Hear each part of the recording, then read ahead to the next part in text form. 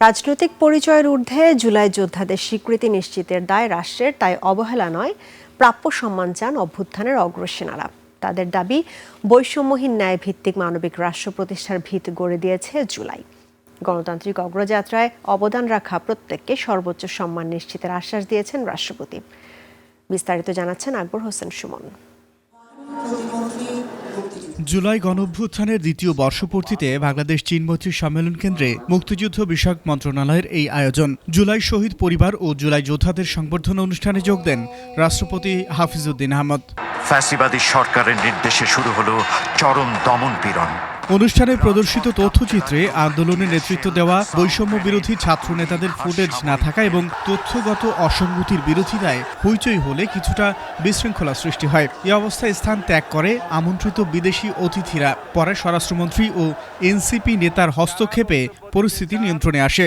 দয়া করে আপনারা এখানে এসে কথা বলুন। আপনারা সকলে শান্তভাবে বসে। স্মৃতিচারণে উঠে আসে ২৪-এর ছাত্র জনতার দাবি, বৈষম্য বিলোপ, রাষ্ট্র সংস্কার ও নতুন রাজনৈতিক বন্দোবস্তের এক দফার ইতিহাস। যারা এই হত্যাকাণ্ডের জন্য দায়ী তাদের সুষ্ঠু, নিরপেক্ষ ও দ্রুত বিচার নিশ্চিত করবেন, যাতে ভবিষ্যতে আর কোনো মাকে এভাবে সন্তান হারাতে না হয়। আসলে দেখতে না পারার যে আর্তনাদটা, দেখতে না পারার যে বেদনাটা, সেটা আসলে যে দেখতে পায় না সে বুঝতে পারবে, আর হঠাৎ করে যে দেখতে পায় না তার জন্য তো জীবনটা আরো দুর্বিষহ।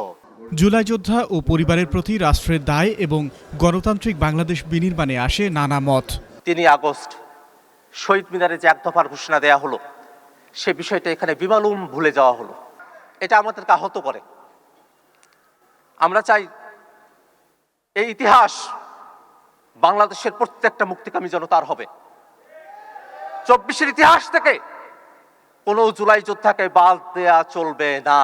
একটি গণভোটের মধ্য দিয়ে একটি নতুন রাষ্ট্র বিনির্মাণে আমরা সবাই হাতে ভোট দিয়েছিলাম। মাননীয় প্রধানমন্ত্রী ভোট দিয়েছিলেন, এখানে উপস্থিত যারা সবাই আমরা হাতে ভোট দিয়েছিলাম। আজকে সেই গণভোটের গণরায় কার্যকর করা হয়নি। আমরা এই হাউজে পরস্পর তর্ক করব, বিতর্ক করব, জাতীয় সংসদে বিরোধী দল সরকারি দল আমরা বাহাস করব, কিন্তু যখন সওয়াল আওয়ামী লীগের আসবে তখন আমরা সমগ্র জাতি এক, আমরা ঐক্যবদ্ধ থাকবো ফ্যাসিবাদের বিরুদ্ধে। জুলাই হত্যাকাণ্ডের বিচার দ্রুত বাস্তবায়নের নির্দেশ দেন রাষ্ট্রপতি। এত অন্যায়, অবিচার, খুন, গুম, মানি লন্ডারিং, হত্যা, নির্যাতন, আয়নাঘর, এতে তারা কোনো লজ্জাবোধ করে না তো। আবার বলে যে ডিসেম্বর মাসে আসেন, দেশে এসে পদার্পণ করবেন। আমরা অপেক্ষা করে আছি, আসেন দেশে। দেশে আছেন, দেখা হবে ইনশাল্লাহ রাজপথে। ফ্যাসিবাদী ব্যবস্থা ভেঙে সমতার ভিত্তিতে দেশ এগিয়ে নেবার প্রত্যয় জানান রাষ্ট্রপ্রধান। জুলাইতে যারা আত্মাহুতি দিয়েছে সেই সব পরিবারের রক্ষণাবেক্ষণ করা, এটাই সবচেয়ে পবিত্র দায়িত্ব। আকবর হোসেন সুমন, ২১ টেলিভিশন, ঢাকা।